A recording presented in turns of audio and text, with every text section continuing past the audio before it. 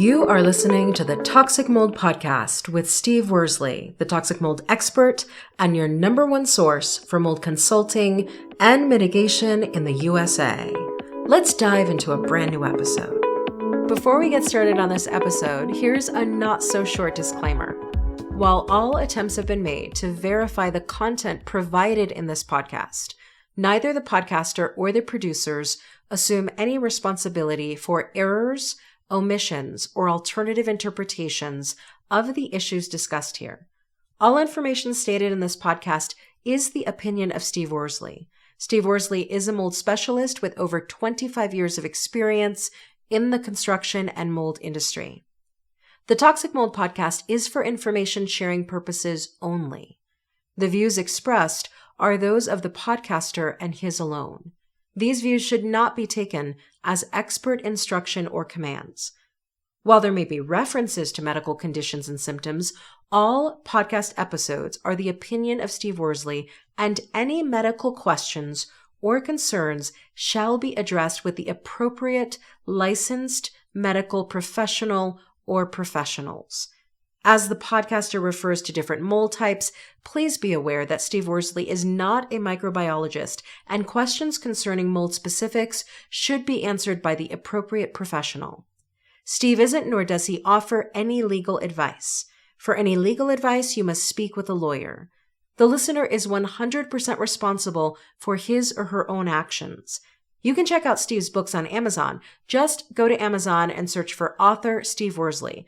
You can also take Steve's courses on Udemy or Skillshare, and you can find out more about those at cnccontractorservices.com. Now, let's get to the episode. Hello. You're listening to the Toxic Mold Podcast with myself, Steve Worsley. Today we are on episode 205. It's actually May 1st, so I think they call it May Day. I'm not sure. Today is the 1st of May, so I hope all of you are doing well. You're enjoying spring. I know for us, I don't know, my wife says that we don't go, we pretty much go from winter to summer around here, but we have, our weather has improved a lot. A month ago, we were getting hammered with snow, and so we need the moisture, but on the other hand, it's kind of nice to see that spring is actually going to be spring, probably not for very long for us. But summer's just around the corner, so I hope all of you are doing well. So today's podcast episode is black mold and windows. It's something that we deal with quite often. It's, when we do mold mitigation, when we go in and do our estimate, it's very common for us to find mold in areas that our clients didn't think there was mold. And I guess what I'm saying is when we get a phone call and somebody says, "Hey, Steve, I've heard you guys are a great mold mitigation company. We'd like to get an estimate from you." We say, "Yeah, that's great." We used to not charge for estimates, and I don't really like to say we're charging for an estimate, but we do charge to go out to the property and do a full inspection and then to do the estimate. And the reason behind that is in the past, I didn't charge, and there's still times, there's times that I don't, based on the circumstances. But what we would do in the past is we'd go out and we'd do, kind of a quick once over on the area that the client thinks that they need mold mitigation. So let's just say they think that, they had a moisture intrusion event in their basement. They think that they only, have half of their basement that they have to deal with. And so we go in, we look at that. Sometimes, we'd say, "Hey, there's a little bit more in this basement. Maybe the whole basement needs a flood cut." And then we'd do the estimate and we'd go in and do the job, and we'd run air tests. And when the air tests would come back, if there were concerns, we would have to go back out there and literally do a full inspection. And the reason why is because we had to figure out what was given us concerns in our air test results post-mitigation. And a lot of times we only run the air test inside the containment. But on the other hand, when we're done with mitigation, we do one inside the containment and then one in a common area. So if we were doing that basement I was talking about, we'd run one test inside that containment. Let's say it's the entire basement. And then we do one upstairs just so that we can say to our clients, yeah, the air quality is acceptable in our opinion. If that upstairs test comes back and it has toxic mold, they want to typically look at us and say, well, what did you do wrong? And it doesn't necessarily mean that we did anything wrong. There was probably a problem upstairs, and we end up going back for that inspection and we find something. So to kind of get back to what I was saying is, we do charge for the inspection, because now when we go do an estimate, we no longer just go address what our client thinks is the concern. And so by charging, a lot of people understand it, but some people don't. And I explained to them, like, you're getting a full mold inspection, because we check the roof, everything. You're getting a full mold inspection plus an estimate. If you think we're charging you for the estimate, that's not necessarily what we're charging you for. Plus, on top of that, we're into it several hours between the actual time on site and then doing the estimate. That was kind of a little bit of a tangent I got off on, but I just wanted to explain to all of you, how we operate. I know every company doesn't operate that way, but we have our reasonings, and I just explained it. Going back to what I was saying, when we go in and we do an estimate and we start looking around and we're doing the inspection, it's very common to see mold adjacent to the windows. That's pretty common too with doors. A lot of times it's like, well, that's normal, right? No, it's not. Is it common? Yes, but is that normal that there's mold or mold infestations around a window? No, there's nothing normal about that. That should not be going on. So it's something, we're into spring right now. At nighttime, it cools off, so we can open our windows at night. Maybe some of you, open your windows and leave for the day to go to work, which you don't want to do. But it is something that you need to make sure that you're aware of, that your windows can be making you sick and they can cause mold sickness. The question would be from, my client, well, how can water cause, or what causes the mold around that window? A lot of times, you could say, well, we don't open windows, and a lot of people these days don't. I believe that's part of why we have what's called the mold epidemic. Most people don't get a whole lot of fresh air coming into their homes. Our homes are somewhat sealed up. We have HVAC systems. A lot of people, it starts getting warm in the house, you just kick the AC on. For those of us that like to pinch our pennies, we open our windows at night and let it get really cool in the home, and then close everything up during the day to try to prevent the heat from rising. So if you were to do that, you would say, well, how else can I get mold from a defective window if I don't open them? And a lot of times that mold is not even visible. It's typically in the wall cavity. What happens is, I call it our driving rains. Depending on where you live, I would assume, you have the prevailing winds that usually come from the same direction. Depending on where you live, in Wyoming, it's usually always coming from the northwest. Some areas, you get down into Utah in different areas, and sometimes it's coming from the southeast. It really depends. Like, if you're next to the ocean, it's probably coming from that direction. If, you're by a canyon, it's going to probably come down that canyon. So my point is, the prevailing winds, when you get a driving rain, which for us, it happens, we don't get rain all the time, but it happens quite often, especially in the spring, that we get those driving rains, and it blows water in sideways. And when that happens, water can pretty much get in anywhere. It's kind of a pain. And when it comes to your windows, that's typically what's going to happen. So I guess my point is it's coming in from the exterior, which obviously if you opened your windows, that's where the rain's going to come from. How can you prevent that? What is it that you can be doing as a homeowner? And to kind of backtrack a little bit, we'll get into the prevention side of it here in a few minutes. But going back to what can cause it, it could be that it's coming in from the outside, and it can be coming in around the trim. Maybe your siding or stucco or whatever, maybe you have rock or brick. Maybe they didn't put a brick ledger on there properly. Maybe they didn't put the proper trim up when they did, or J-channel when they did the vinyl siding. There could be numerous reasons why it's happening. And also, something that most people don't think about, if you have dual pane windows or they're double pane, sometimes a small crack in the window can get in. It can get in between the two panes, and then it can make its way into the house itself. But my point is this, is a lot of times, if that water's coming in around the flashing or whatever that's defective around that window, a lot of times you don't see the indications or the moisture intrusion or water stains that are telling you, hey, there's probably mold in there. And a lot of people would think, well, if you can't really see the mold, if it's in the wall cavity, can it affect me? And of course it can. Going back to what I kind of tapped into a little bit earlier, homes are somewhat pressurized. And when I say somewhat, you can call it the stack effect. You can call it barometric pressures. Those are things that are way deeper than my expertise. But if it's the same concept with a crawl space. If you have mold in a crawl space, can it get up into the living area? Absolutely. If you have mold in an attic, can it get down into the living area and the airspace below it? Typically, no, because of that stack effect. Usually it's the air is being pulled out. And as you very well know, hot air rises. So, naturally things are moving up. But if there's mold in your attic, is there still potential that it can make its way, or it could be down in the living area below it?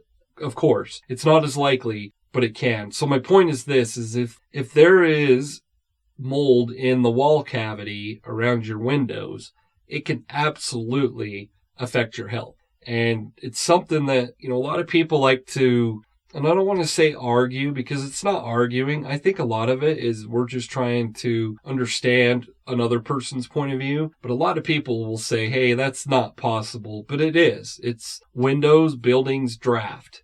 And when you have those driving rains, or even when it's really windy, I'm pretty sure you could go even up to outlets. And depending on the quality of the home, you can literally feel air come through those outlets. Is that normal? No. Is it common? Yes, it is. Now, does that mean you need to sell your house and go, buy a new one? No. There are things you can do to prevent that. But my point is mold in the wall cavity, in my opinion, is just as much of a concern than it is if you can see it. Now, of course, if you can see it, it's right there.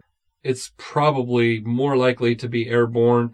It doesn't even have to be airborne. Your children can literally, if you have young kids, they can ingest it. There's all sorts of stuff. So don't think because you can't see it that it's not a concern. Keep that in mind, that you might not ever see any indications that there's a concern in that wall cavity. But keep in mind that it can happen. What do you do, or what can you do to prevent mold that was caused from your windows? Well, the easiest thing you can do, and this is what I did well before I got into the Toxic Mold podcast and even mold itself, is I did home inspections. You don't have to be a home inspector to go inspect around your windows. It takes you 10 minutes. If you have a massive house, it might take you a little longer. If you have a 2-story house and you have windows on that second story you can't really get to, you can use binoculars, you can use a ladder if you're not terrified of ladders. But you can literally take less than an hour and inspect those windows. And what are you going to inspect for? First and foremost, make sure that there's no cracks in those window panes. That's easy. You don't even have to do that from the outside. You can do that from the inside. From the outside, you also want to check around the window frame itself. Some windows are going to be metal, some are wood, some are vinyl. The material you have is probably going to dictate if you're going to have problems in the future. If you have metal window frames, you're less likely to have mold issues versus wood window frames.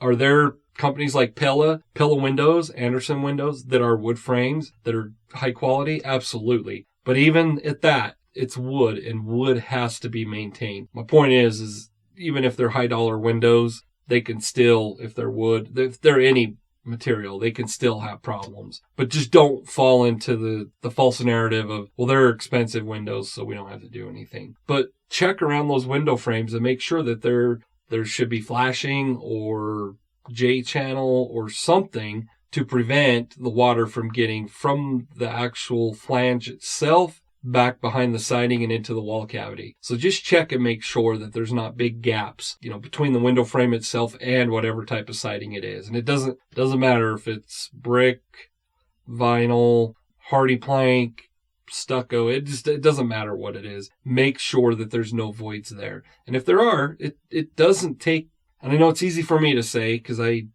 a contractor by trade, it doesn't take that long, honestly. You can go down to your local hardware store. You can get clear exterior silicone, so you don't even have to worry about if it matches. You can literally, for 10 windows, you can get 4 or 5 tubes, and it should be able to do that. And it literally will take you a couple hours on a nice afternoon. Trust me, that couple hours and the cost for that silicone, you're into materials less than $100, 2 hours of your time.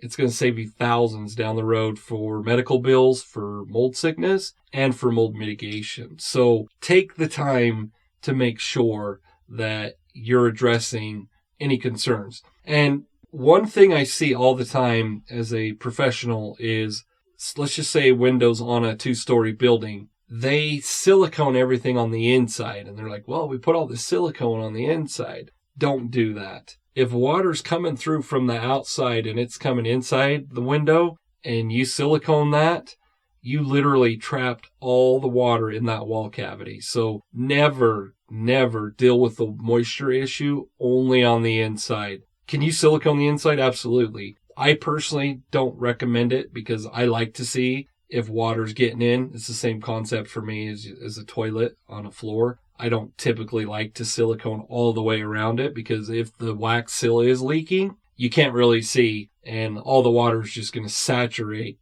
the subfloor and everything below. It's the same concept with your windows. So I personally wouldn't recommend the interior seal in those. If you want to put silicone there, that's up to you, but make sure you do silicone from the exterior. Keep in mind also that even exterior silicone, depending on the brand, it doesn't last forever. You know, I personally, from my experience, for the most part, I would say every 5 to 10 years, you need to at least make sure that you're inspecting it and making sure that you're probably going to have to pull out the old stuff and replace it. So keep that in mind. Don't just silicone around the inside because you see water coming in. You will have, by the time you figure out and see water coming through the wall, you're going to have a major problem. And it's not just going to be mold. There's going to be a lot of wood rot, and it could be a structural concern. What's my call to action?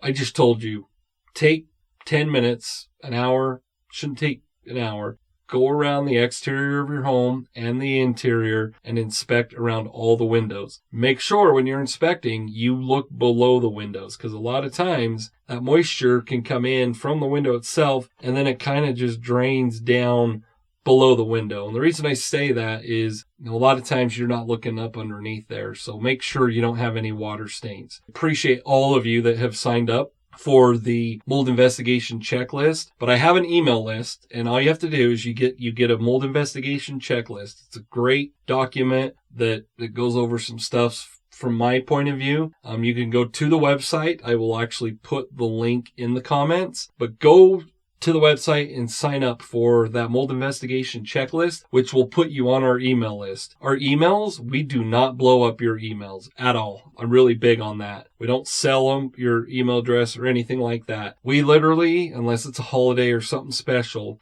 we only send out an email every other week. And I do it every other Monday. I come up with all the content. It's similar to these podcasts, just not as much information. But I give you pointers and ways that you can maintain your home and prevent mold. Sign up for that email list. Like I said, you can either go to the website and there's a tab on the homepage. It says Mold Investigation Checklist. Click on that. It'll walk you through. You sign up. Or I will put the link in the description of this podcast. Today was episode 205. I hope all of you are staying safe and doing well. And once again, thanks for listening to the Toxic Mold Podcast. Have a great day.